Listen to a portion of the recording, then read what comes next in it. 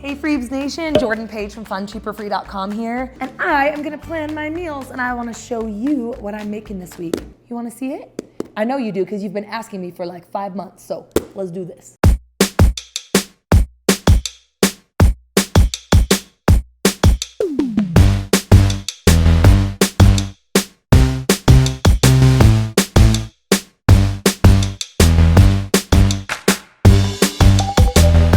We are in the middle of Shelftember right now. If you don't know, Shelftember is September. All month long, we are focusing on meal planning, cooking from scratch, on using what we have in the fridge, and only spending, ready for this, $25 a week on fresh groceries, and otherwise getting creative and using what we have first to feed our family. I have had hundreds of millions of requests from you guys, not just to explain to you how to meal plan, because I do have a how to meal plan video that I'll link below, but you wanna see literally how I meal plan and what I'm gonna feed my family this week. So you know what? I need to plan it anyway. I thought I'd just sit down, turn on the camera, and walk you guys along with me. So should we do this? Let's do this. As I mentioned, I have a video called How to Meal Plan, and it walks you through step-by-step how much you should spend on groceries, how to meal plan the right way. Let me give you a really quick overview. If you go to the store, walk through the aisles and buy what looks good and say, oh, I'll totally make dinner with these things, you're doing it backwards. Or if you go to Pinterest or your favorite recipe books and you pull out a recipe that looks good and then you run to the store and buy those ingredients, you're doing it backwards. The most affordable, efficient way to feed your family good homemade food for half the cost is to do it the way I'm going to show you, which is you start with what you have on hand first, and you plan your meals around what you have on hand first, using up what you need to use up, and then maybe go to the store for a few fresh ingredients every week, or for additional items to restock what you've been using up. I'm gonna show you how I put this into practice, feeding my family of 8, how many is that? 8 for $25 or less this week. And in case you don't know, yes, I've got 6 kids, me and my husband, and then I'm actually pregnant right now with twins, so soon we will be a family of 10. We're still processing. Not only is this just a method that I share, but this is literally how I feed my family and how we're able to save so much money. Quick disclaimer, $25 a week is just for September. Think of it like a Whole30 or Juice Cleanse. It's not typically what I recommend spending on groceries. Normally, I would say start with $100 per person in your family per month, starting at $300. So for my family of 8, currently, that would be $800 a month or $200 a week. I'm gonna show you that $25 a week can feed my family really well. Let's do this. Step number 1 is to inventory. So I'm actually gonna walk over to my fridge first, my freezer next, and my pantry very last, and make a list of things that I need to use up and see what meals I can come up with. Let's do it. Like I said, I'm starting with the fridge first because I need to use up as much of this as I can. So I'm just gonna kind of go through and inventory what I've got in here, and I'll explain to you a few of the things that I'm writing down. One thing to keep in mind when you inventory is you don't necessarily have to write down every single item in your fridge, like mustard, ketchup, condiments, and things that you have on hand all the time. Which, are you curious as to what those things are? Lucky for you, I just published a video of all of the kitchen must-haves that I recommend keeping at all times in your fridge, freezer, and pantry. I'll link that below. And part of that are things like condiments, seasonings, bouillon bases, even things like garlic and sauces, stuff that you really just always have on hand. So I don't really write this stuff down, it's just assumed that I have it. What I'm focusing on is the stuff that maybe I don't always have, that can go bad, has an expiration date, or that is bottom of the barrel and is just annoying me because it's taking up space and I just want to use it up and be done. Let's inventory.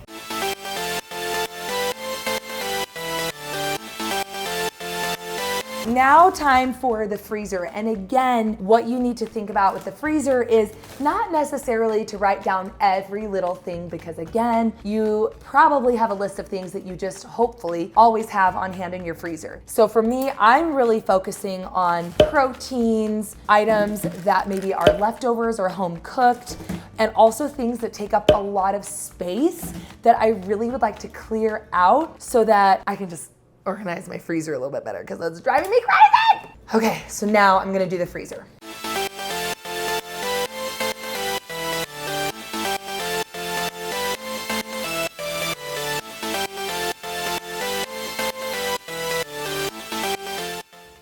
Freezer tip real quick. Do as I say, not as I do, people, because luckily I know what the heck this is, but this was a bad Jordy move, bad Jordy, by not labeling this or putting a date on it. You wanna make sure that even though you think I will never forget what this is, you will. So always put what it is and the date that it was frozen on the packaging before you freeze it, because once the bag is frozen and cold, the Sharpie will rub off. So be sure to do it before you stick it in the freezer.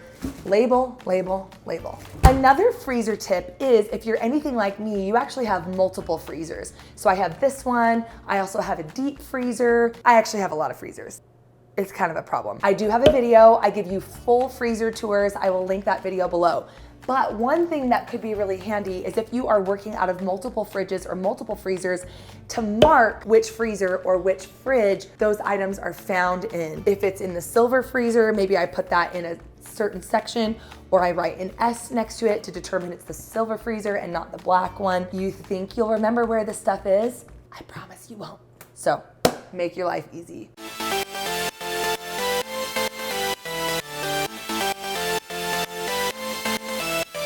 Last is the pantry, and you will notice that my pantry list is a fraction of the size of the other lists because really this is the least important. It lasts the longest. You should hopefully have a place for everything. So this is more like the supplemental part of your list. You really want to focus first on getting rid of the stuff in your fridge and freezer. But I am going to go through and find just a few things that I need to make complete meals out of what I've got.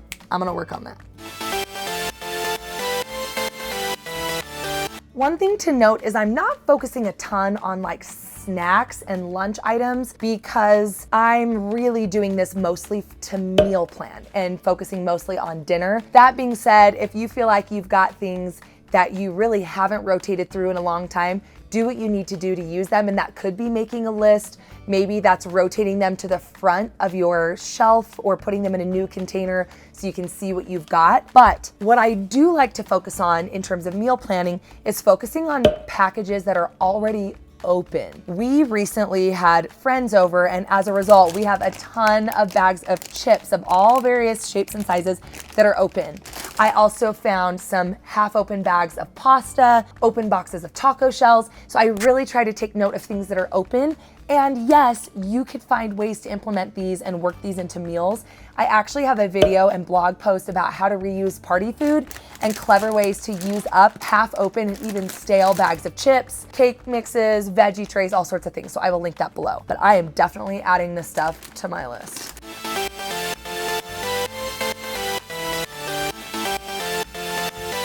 All right, I think I got what I need in here. So now let's go see what we can make out of this Mod Podge list.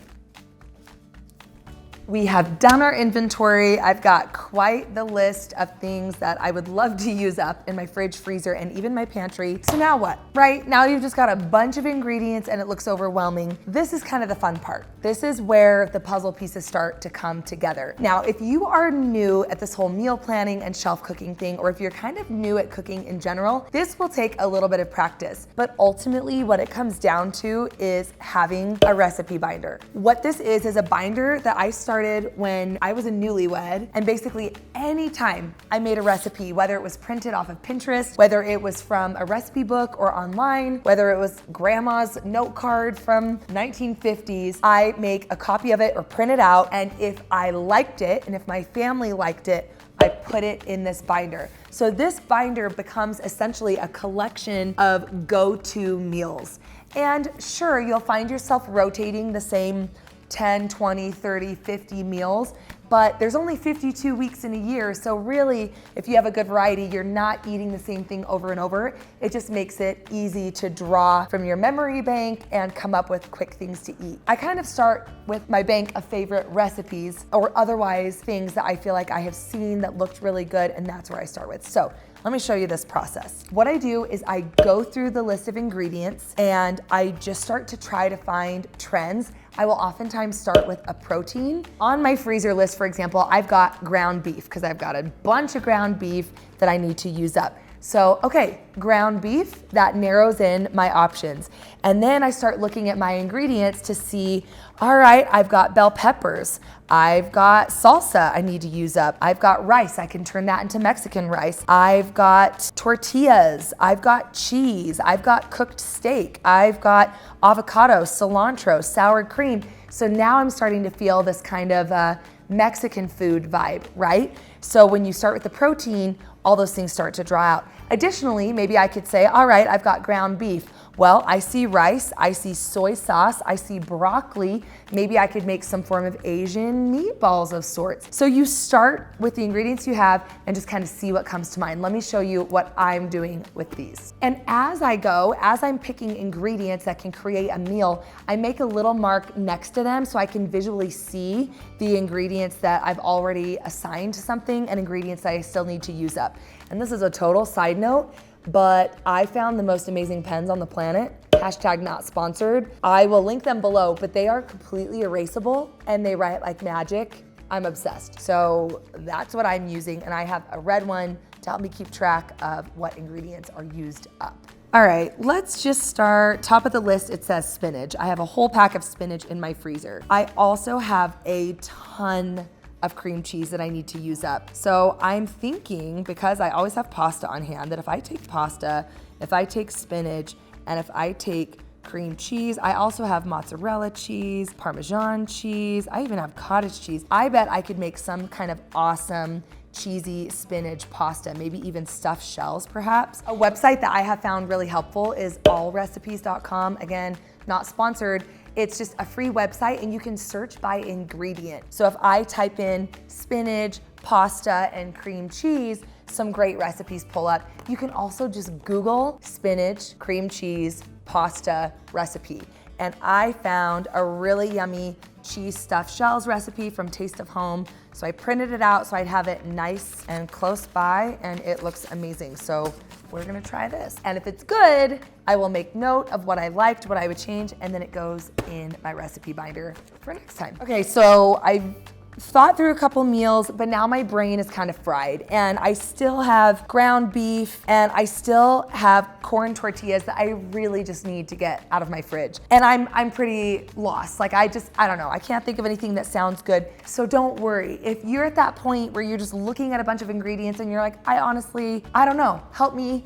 That's what the internet is for. So I'm just going to Google ground beef corn tortilla recipe and see what pulls up, and I'm gonna look for some ingredients of things that I have. I think I hit the jackpot because I just found a taco lasagna recipe that calls for sour cream, cheddar cheese, taco seasoning, onion, garlic, even bell peppers, all things, and salsa that I have on hand. So I feel like I can start with this and definitely make an awesome meal out of this. And I'm thinking I have a bunch of tortilla chips. Maybe I can even crunch them and throw them on top. So this is a winner. I'm gonna write it down. All right, so I've got my 4 main meals figured out.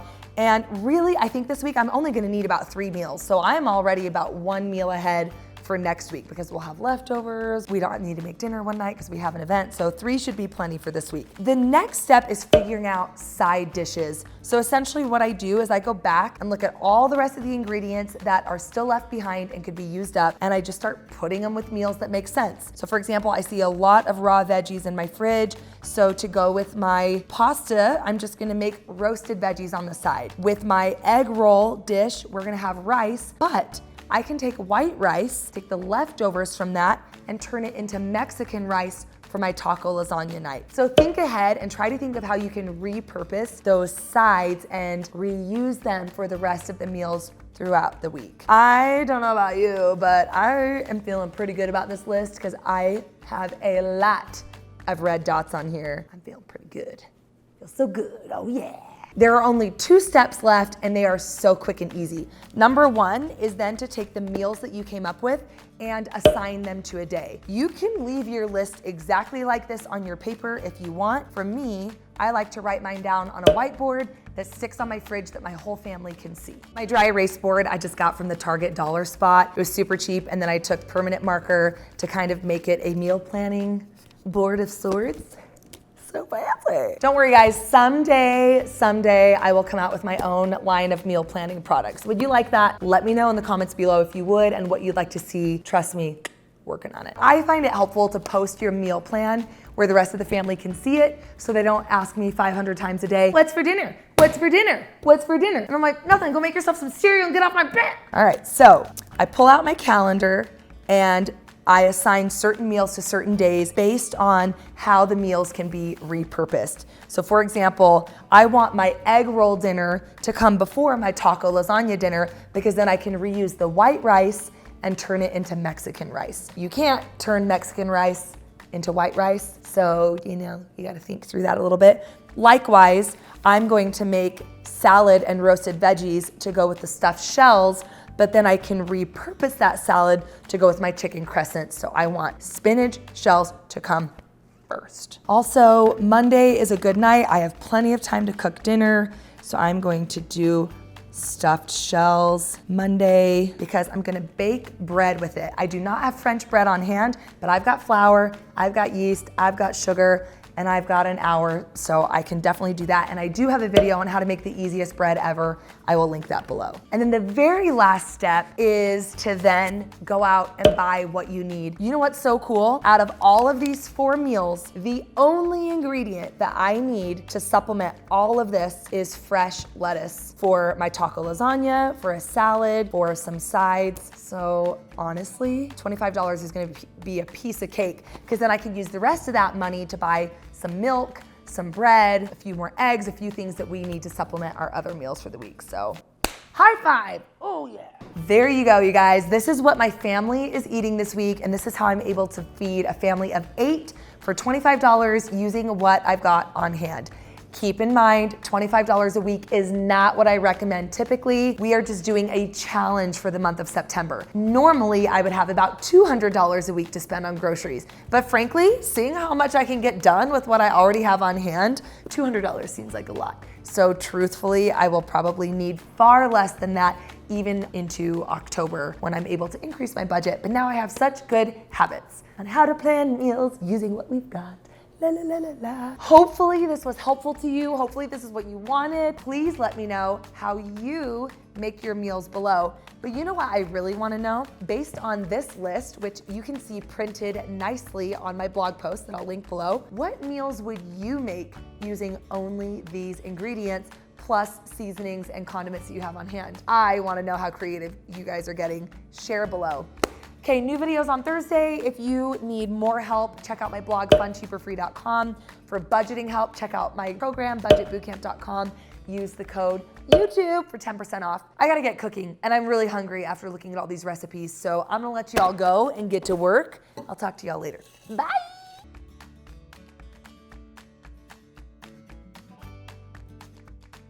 I'm trying to air out my sweaty bum. Dance it out. Dance it out. The meal planning dance. Dance it out.